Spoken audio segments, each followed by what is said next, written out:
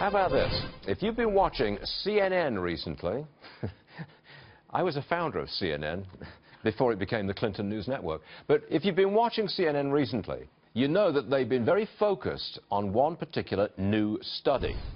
This is the headline. This is the headline from CNN about the study. Black men nearly 3 times as likely to die from police use of force. That's what the study says. That was the headline on CNN, repeated frequently.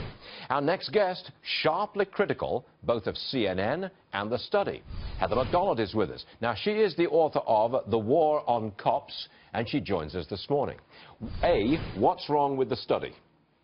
Stuart, it's dangerous and irresponsible nonsense. CNN has contributed to the climate of hatred that cops are experiencing in the streets that's led to a 68% increase in gun murders this year.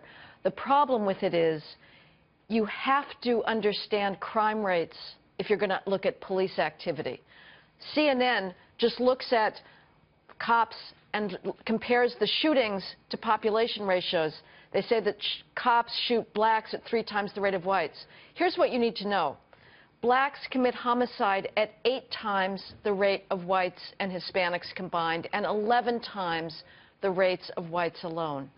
Blacks die of homicide at 6 times the rate of whites and Hispanics. That's the civil rights problem that CNN should be focused on. But when you have those types of violent crime disparities, they mean that cops are going to be called almost exclusively to minority neighborhoods when there's one of these senseless drive-by shootings, confronting armed, violent, and resisting suspects who are almost exclusively, in today's cities, minorities. But what CNN did was to pick up on what was factually, literally arithmetically accurate in that report.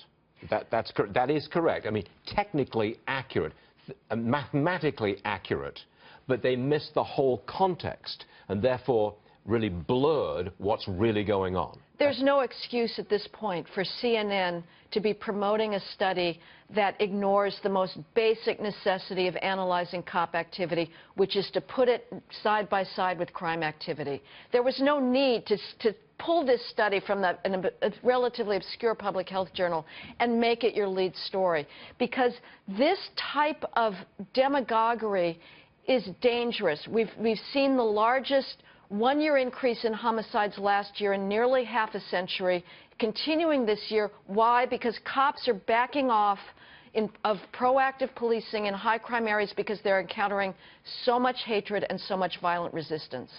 Do you, forgive me for asking, do you get hate mail? Because, no, I'm not joking here. Yes, no, I do. Sure, of course. I thought you would, because what you're saying is so diametrically opposed to the narrative that's so common in our media.